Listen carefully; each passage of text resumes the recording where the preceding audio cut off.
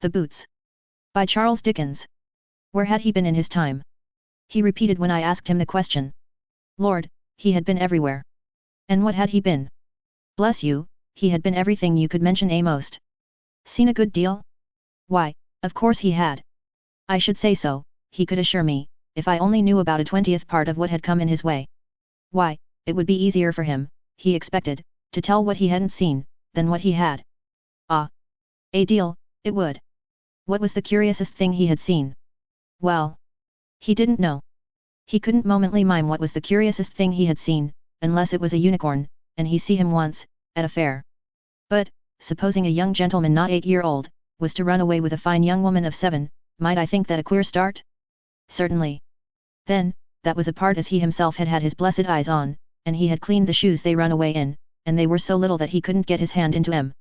Master Harry Walmer's father, you see, he lived at the Elmses, down away by Shooter's Hill there, 6 or 7 miles from Lunnon. He was a gentleman of spirit, and good-looking, and held his head up when he walked, and had what you may call fire about him. He wrote poetry, and he rode, and he ran, and he cricketed, and he danced, and he acted, and he done it all equally beautiful. He was uncommon proud of Master Harry as was his only child, but he didn't spoil him, neither. He was a gentleman that had a will of his own and an eye of his own, and that would be minded. Consequently, though he made quite a companion of the fine bright boy, and was delighted to see him so fond of reading his fairy books, and was never tired of hearing him say my name is Norval, or hearing him sing his songs about young May Moon is beaming love, and when he is adores thee has left but the name, and that, still he kept the command over the child, and the child was a child, and it's to be wished more of was. How did Boots happen to know all this? Why, through being under gardener. Of course he couldn't be under gardener, and be always about, in the summertime, near the windows on the lawn, a-mowing, and sweeping, and weeding, and pruning, and this and that, without getting acquainted with the ways of the family. Even supposing Master Harry hadn't come to him one morning early, and said, Cobbs, how should you spell Nora, if you was asked? And then begun cutting it in print, all over the fence. He couldn't say he had taken particular notice of the Childrick Jane before that, but, really it was pretty to see them two mites a-going about the place together, deep in love. And the courage of the boy. Bless your soul, he'd have throwed off his little hat, and tucked up his little sleeves. The holly tree. And gone in at a lion, he would, if they had happened to meet one and she had been frightened of him. One day he stops, along with her, where Boots was hoeing weeds in the gravel, and says, speaking up, Cobbs, he says, I like you. Do you, sir? I'm proud to hear it. Yes, I do, Cobbs. Why do I like you, do you think, Cobbs? Don't know. Master Harry, I am sure. Because Nora likes you, Cobbs. Indeed, sir? That's very gratifying. Gratifying, Cobbs? It's better than millions of the brightest diamonds, to be liked by Nora. Certainly, sir. You're going away, ain't you, Cobbs? Yes, sir. Would you like another situation, Cobbs? Well, sir, I shouldn't object, if it was a good un. Then, Cobbs, says he, you shall be our head gardener when we are married. And he tucks her, in her little sky-blue mantle, under his arm, and walks away. Oh, it could assure me that it was better than a picture, and equal to a play, to see them babies with their long bright curling hair, their sparkling eyes, and their beautiful light tread, a-rambling about the garden, deep in love. Boots was of opinion that the birds believed they was birds, and kept up with them, singing to please 'em. Sometimes, they would creep under the tulip tree, and would sit there with their arms round one another's necks, and their soft cheeks touching, a-reading about the prince, and the dragon, and the good and bad enchanters, and the king's fair daughter. Sometimes, he would hear them planning about having a house in the forest, keeping bees and a cow, and living entirely on milk and honey. Once, he came upon them by the pond, and heard Master Harry say, Adorable Nora, kiss me, and say you love me, to distraction, or I'll jump in head foremost. And Boots made no question he would have done it, if she hadn't complied. On the whole, Boots said it had a tendency to make him feel as if he was in love himself, only he didn't exactly know who with. Cobbs, said Master Harry, one evening, when Cobbs was watering the flowers, I am going on a visit, this present midsummer, to my grandmamma's at York. Are you indeed, sir? I hope you'll have a pleasant time. I am going into Yorkshire myself, when I leave here. Are you going to your grandmamma's, Cobbs? No, sir. I haven't got such a thing. Not as a grandmamma, Cobbs. No, sir. The boy looked on at the watering of the flowers, for a little while, and then said, I shall be very glad indeed to go, Cobbs, Nora's going. You'll be all right then, sir, says Cobbs, with your beautiful sweetheart by your side. Cobbs, returned the boy, blushing, I never let anybody joke about it, when I can prevent them. It wasn't a joke, sir, says Cobbs with humility, wasn't so meant. I am glad of that, Cobbs, because I like you, you know, and you're going to live with us, Cobbs. Sir. What do you think my grandmama gives me, when I go down there? I couldn't so much as guess, sir. A Bank of England £5 note, Cobbs. Whew. Says Cobbs, that's a spanking sum of money. Master Harry. A person could do a great deal with such a sum of money as that. Couldn't a person, Cobbs? I believe you, sir. Cobbs, said the boy, I'll tell you a secret. At Nora's house they have been joking her about me, and pretending to laugh at our being engaged. Pretending to make game of it, Cobbs. Such, sir, says Cobbs, is the depravity of human nature. The boy, looking exactly like his father, stood for a few minutes with his glowing face toward the sunset, and then departed with good night, Cobbs. I'm going in. If I was to ask Boots how it happened that he was going to leave that place just at that present time, well, he couldn't rightly answer me. I did suppose he might have stayed there till now, if he had been anyways inclined. But, you see, he was younger then and wanted change. That's what he wanted, change. Mr. Walmers, he said to him when he gave him notice of his intentions to leave, Cobbs, he says, have you anything to complain of? I make the inquiry, because if I find that any of my people really has anything to complain of, I wish to make it right if I can. No, sir, says Cobbs, thanking you, sir, I find myself as well situated here as I could hope to be anywheres. The truth is, sir, that I'm a-going to seek my fortune. Oh, indeed, Cobbs. He says, I hope you may find it. And Boots could assure me, which he did, touching his hair with his bootjack, as a salute in the way of his present calling, that he hadn't found it yet. Well, sir. Boots left the Elmses when his time was up, and Master Harry he went down to the old lady's at York, which old lady would have given that child the teeth out of her head, if she had had any, she was so wrapped up in him. What does that infant do? For infant you may call him and be within the mark, but cut away from that old lady's with his Nora on a expedition to go to Gretna Green and be married. I sir, Boots was at this identical Holly Tree Inn, having left it several times since to better himself, but always come back through one thing or another, when, one summer afternoon, the coach drives up, and out of the coach gets them two children. The guard says to our governor, I don't quite make out these little passengers, but the young gentleman's words was, that they was to be brought here. The young gentleman gets out, hands his lady out, gives the guard something for himself, says to our governor, we're to stop here tonight, please. Sitting room and 2 bedrooms will be required. Chops and cherry pudding for 2.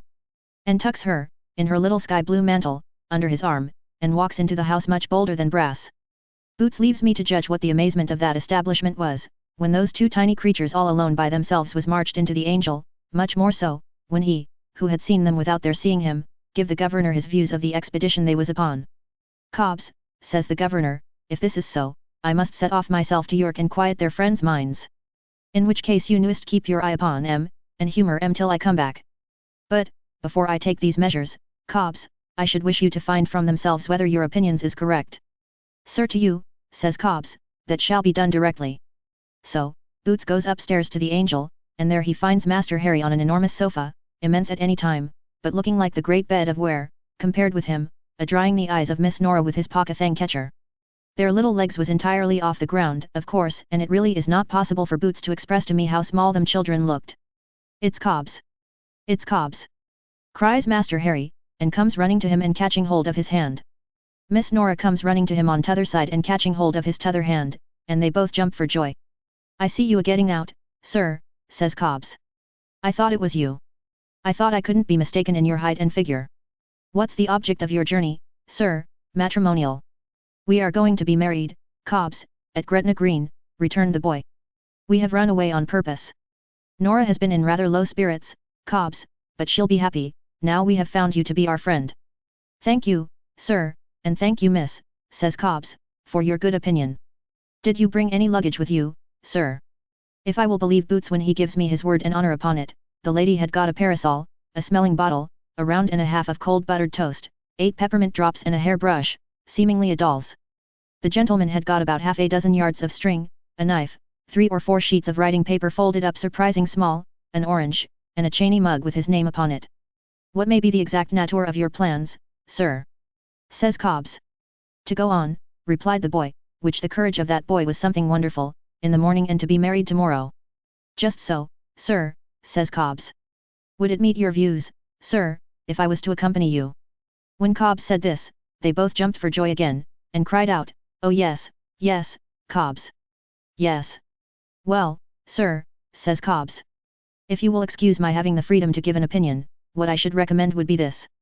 I'm acquainted with a pony, sir, which, put in a phaeton that I could borrow, would take you and Mrs. Harry Walmers Jr., myself driving, if you approved, to the end of your journey in a very short space of time.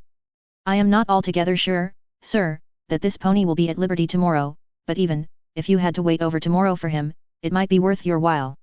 As to the small account here, sir, in case you was to find yourself running at all short, that don't signify, because I'm a part proprietor of this inn, and it could stand over. Boots assures me that when they clapped their hands, and jumped for joy again, and called him good Cobbs, and dear Cobbs, and bent across him to kiss one another in the delight of their confiding hearts, he felt himself the meanest rascal for deceiving that ever was born. Is there anything you want just at present, sir? Says Cobbs, mortally ashamed of himself. We should like some cakes after dinner, answered Master Harry, folding his arms, putting out one leg, and looking straight at him, and 2 apples, and jam. With dinner we should like to have toast and water. But, Nora has always been accustomed to half a glass of currant wine at dessert. And so have I. It shall be ordered at the bar, sir, says Cobbs, and away he went. Boots has the feeling as fresh upon him at this minute of speaking, as he had then, that he would far rather have had it out in half a dozen rounds with the governor than have combined with him, and that he wished with all his heart there was any impossible place where those 2 babies could make an impossible marriage, and live impossibly happy ever afterward.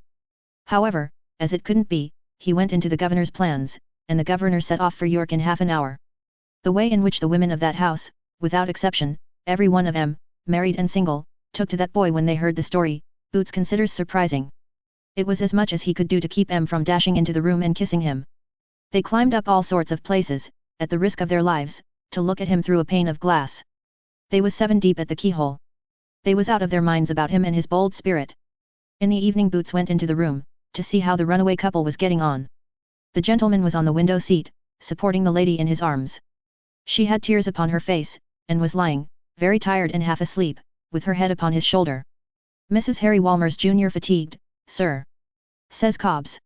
Yes, she is tired, Cobbs, but she is not used to be away from home, and she has been in low spirits again.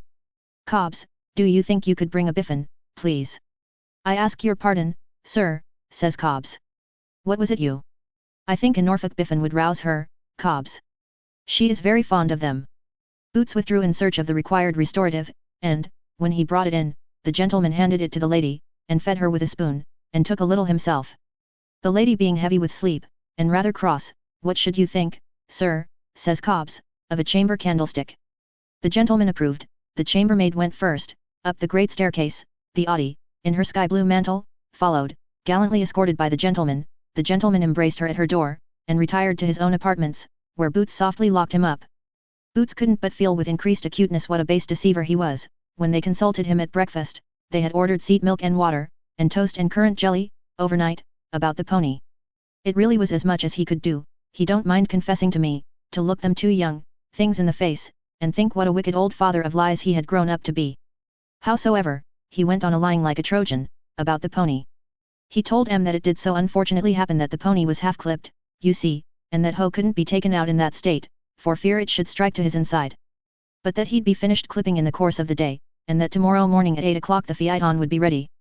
Boots's view of the whole case, looking back upon it in my room, is, that Mrs. Harry Walmers Jr. was beginning to give in.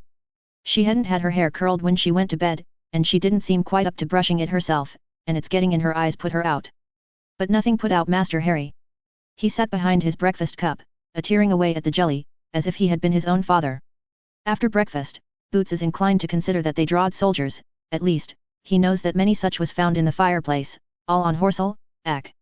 In the course of the morning, Master Harry rang the bell. It was surprising how that their boy did carry on, and said in a sprightly way, Cobbs, is there any good walks in this neighbourhood? Yes, sir, says Cobbs. There's Love Lane. Get out with you, Cobbs. That was that there boy's expression, you're joking. Begging your pardon, sir, says Cobbs, there really is Love Lane. And a pleasant walk it is, and proud shall I be to show it to yourself and Mrs. Harry Walmers Jr. Nora, dear, said Master Harry, this is curious. We really ought to see Love Lane. Put on your bonnet, my sweetest darling, and we will go there with Cobbs. Boots leaves me to judge what a beast he felt himself to be, when that young pair told him, as they all three jogged along together, that they made up their minds to give him 2,000 guineas a year as head gardener, on account of his being so true a friend to M. Boots could have wished at the moment that the earth would have opened and swallowed him up, he felt so mean, with their beaming eyes a-looking at him, and believing him. Well, sir, he turned the conversation as well as he could, and he took M down Love Lane to the water meadows, and there Master Harry would have drowned himself in half a moment more, a-getting out a water lily for her, but nothing daunted that boy. Well, sir, they was tired out. All being so new and strange to M, they was tired as tired could be. And they laid down on a bank of daisies, like the children in the wood, leastways meadow, and fell asleep. Boots don't know, perhaps I do, but never mind, it don't signify either way, why it made a man fit to make a fool of himself, to see them two pretty babies a-lying there in the clear, still sunny day, not dreaming half so hard when they was asleep, as they done when they awaked. But, Lord! When you come to think of yourself, you know, and what a game you have been up to ever since you was in your own cradle, and what a poor sort of a chap you are, and how it's always either yesterday with you, or else tomorrow, and never today, that's where it is. Well, sir, they woke up at last, and then one thing was getting pretty clear to Boots, namely, that Mrs. Harry Walmers Jr.'s temper was on the move. When Master Harry took her round the waist, she said he teased her so, and when he says, Nora, my young Maymoon, your Harry tease you? She tells him, yes, and I want to go home. A biled fowl, and baked bread and butter pudding, brought Mrs. Walmers up a little, but Boots could have wished, he must privately own to me, to have seen her more sensible of the voice of love, and less abandoning of herself to currents. However, Master Harry he kept up, and his noble heart was as fond as ever. Mrs. Walmers turned very sleepy about dusk, and began to cry. Therefore, Mrs. Walmers went off to bed as per yesterday, and Master Harry ditto repeated. About 11 or 12 at night, comes back the governor in a chaise, along with Mr. Walmers and an elderly lady. Mr. Walmers looks amused and very serious, both at once, and says to our missus, we are much indebted to you, ma'am, for your kind care of our little children, which we can never sufficiently acknowledge. Pray, ma'am, where is my boy? Our missus says, Cobbs has the dear child in charge, sir. Cobbs, show 40. Then, he says to Cobbs, ah, Cobbs. I am glad to see you. I understood you was here. And Cobbs says, yes, sir. You're most obedient, sir. I may be surprised to hear Boots say it, perhaps, but Boots assures me that his heart beat like a hammer, going upstairs. I beg your pardon, sir, says he, while unlocking the door, I hope you are not angry with Master Harry. For, Master Harry is a fine boy, sir, and will do you credit and honor. And Boots signifies to me, that if the fine boy's father had contradicted him in the daring state of mind in which he then was, he thinks he should have fetched him a crack, and taken the consequences. But, Mr. Walmers only says, no, Cobbs. No, my good fellow. Thank you. And the door being open, goes in. Boots goes in too, holding the light, and he sees Mr. Walmers go up to the bedside, bend gently down, and kiss the sleeping face. Then, he stands looking at it for a minute, looking wonderfully like it. They do say he ran away with Mrs. Walmers, and then he gently shakes the little shoulder. Harry, my dear boy. Harry. Master Harry starts up and looks at him. Looks at Cobbs too. Such is the honor of that mite, that he looks at Cobbs, to see whether he has brought him into trouble. I am not angry, my child. I only want you to dress yourself and come home. Yes, Pa. Master Harry dresses himself quickly. His breast begins to swell when he has nearly finished, and it swells more and more as he stands at last, a-looking at his father standing a-looking at him, the quiet image of him.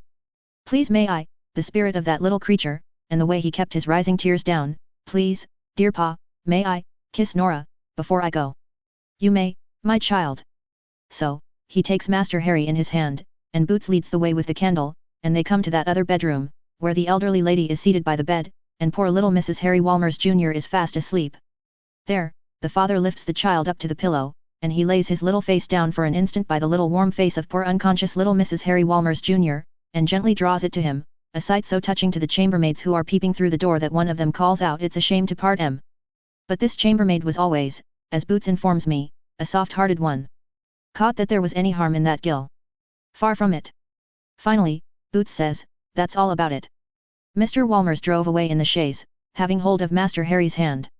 The elderly lady and Mrs. Harry Walmers Jr. that was never to be, she married a captain, long afterward, and died in India, went off the next day. In conclusion, Boots puts it to me whether I hold with him in two opinions: firstly, that there are not many couples on their way to be married, who are half as innocent of guile as those two children; secondly, that it would be a jolly good thing for a great many couples on their way to be married, if they could only be stopped in time and brought back separately.